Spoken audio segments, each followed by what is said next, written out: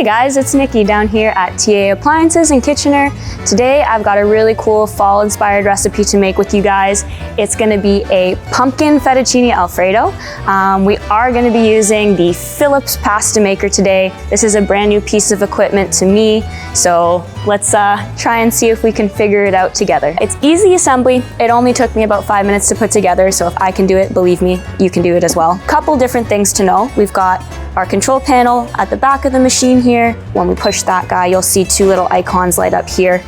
The first one at the top there, that's a wheat pasta, which is the one that we're gonna be making today. This other one down here, that's more for an egg dough, which we'll use for another time. So I think all you have to do is use this guy here to select which one you're gonna do. The timer will pop up there for you. We've got the chamber, where we will add our flour.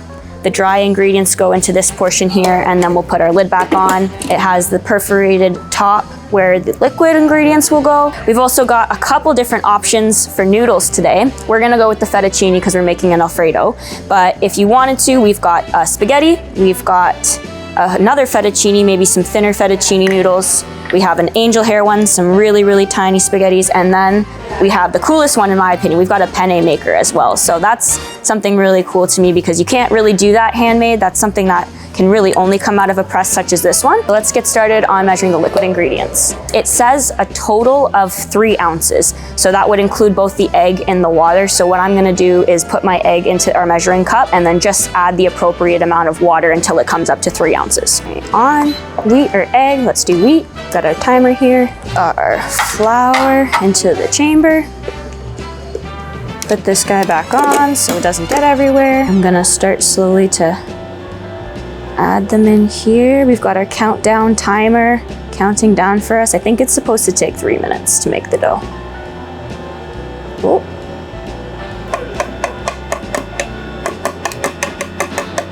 There we go. There we go. Hooray. Now, the instructions do say if the dough looks a little crumbly, not to be worried, that it will indeed come together. So we've got our measured amounts in there as they asked. Let's see what happens.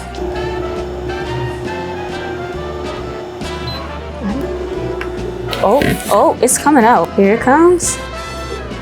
I mean, I don't know about that. I'm gonna wait until they get kind of long like fettuccine. I mean, it's sticking together like a dough. It looks like good pasta.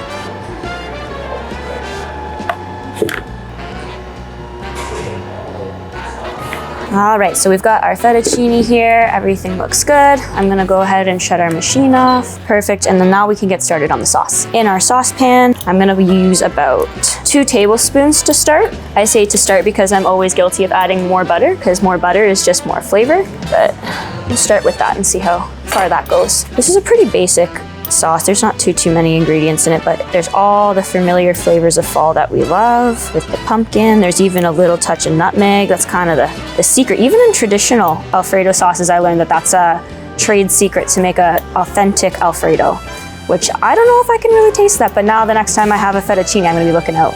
I'll be looking out for the nutmeg. Our next step will be to add in some garlic, of course. How could you make an Alfredo sauce without garlic? Recipe calls for about 3 to 4 cloves. I'm gonna use 7, just kidding.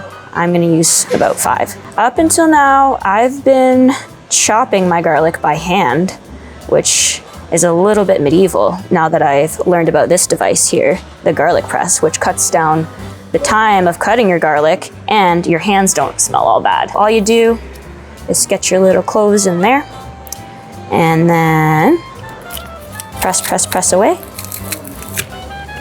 And then we use our little scraper guy on the bottom to get it all off. Round 2. Perfect. All of our butter is nice and melted. We've got the garlic going in there. It smells amazing. We're basically just waiting here to get some color on our butter. Once it starts to get a little bit golden brown and our garlic is very fragrant, we know it's time for the next step. I chopped up half of a white onion earlier, just so that you didn't have to wait for me to do that. I'm not sure if I'm gonna use all of it. It might be a lot of onion, so I'm gonna use about half of that. I'm gonna plop it right into our pan. Oh, it's like it's singing, you know, that sizzle. Get it all nice and coated, all the butter, all over all the little pieces of onion. Rosemary leaves, if you don't like the little sprigs because they get caught in your teeth or whatever, you can leave them out. They're not super essential, but oregano, thyme, sage, of course, the Thanksgiving spice, and our secret weapon, the nutmeg. I'm gonna put on our pot of water for boiling our pasta. You wanna make sure you salt your water before you put your pasta in because it's gonna add all the flavor. For measuring, I'm not the most accurate, but I'm gonna say we're adding about a teaspoon or so of all of the spices that I mentioned. So we'll start with our sage. Thyme is next. Rosemary. I'm not gonna add too much of this just because, again, the texture is definitely something that can be off-putting if you put too much. And then finally, our nutmeg, 1/4 of a teaspoon to 1/2 a teaspoon. This stuff is pretty powerful, so you don't need too much. There we go. You can always add more, but it's hard to take away, right? All right, still gonna let that cook down a little bit more just till the onions get a little less chunky. Always late to the party, oregano. Oh, perfect. Look, our water's boiling. I turned it down just a little bit so it doesn't boil over. I always have that issue. Cross your fingers it doesn't happen today and make a big mess. Just gonna make sure it doesn't get stuck to the bottom. Use my tongs and stir it around a little bit in there. You only really need to cook it until it comes floating to the surface. That's how you know it's done. So give or take about 3 minutes. I think all of our veggies, our onions and garlic are as cooked as they're gonna get. The spices are all incorporated nicely in there. I've got some regular old pumpkin puree here, not pumpkin pie filling, pumpkin puree, big distinction. I'm gonna go ahead and add about a 1/4 cup into our mixture there and stir it around. It smells so good. I'm gonna take a little bit of some vegetable broth. You can use chicken broth if you'd like, whatever suits your fancy, mushroom broth even. And just a couple tablespoons to make our pumpkin puree a bit thinner. We don't want a super thick Alfredo sauce unless that's your deal. I like my Alfredo to be a little thinner so that it covers all of our noodles. Leave that for a second. I think this pasta is gonna be done. I don't wanna overcook it. That's the worst, is overcooked pasta. So I'll grab our lid here. Man, steaming up the glasses, it's the worst. And honestly, if you keep a little bit of the pasta water in there, not a bad thing. The pasta water will actually help when we add our pasta into the sauce to thin out the sauce, and it'll help the starches all stick to it so it gets coated evenly. I didn't have a cheese grater, so I really hope that this turns out. 1/2 cup of Parmesan cheese, maybe a little less. Parmesan cheese is the integral ingredient in Alfredo.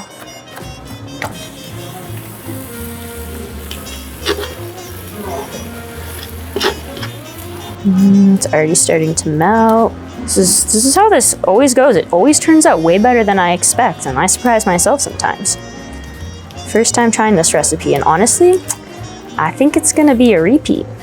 You wanna get them nice and soft. I'm sure you could probably, if you wanted like to hand blend this at the end just to get everything, you know, really, really smooth, but I'm sure it'll be just good. We got some 10% half and half table cream. Let's go with a 1/4 cup maybe just under.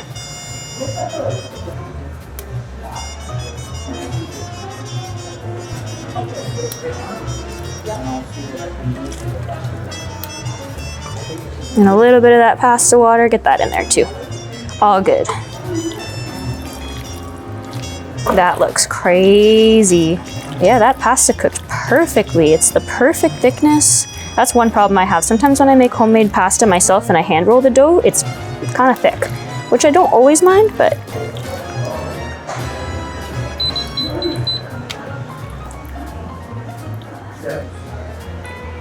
that. It's really messy.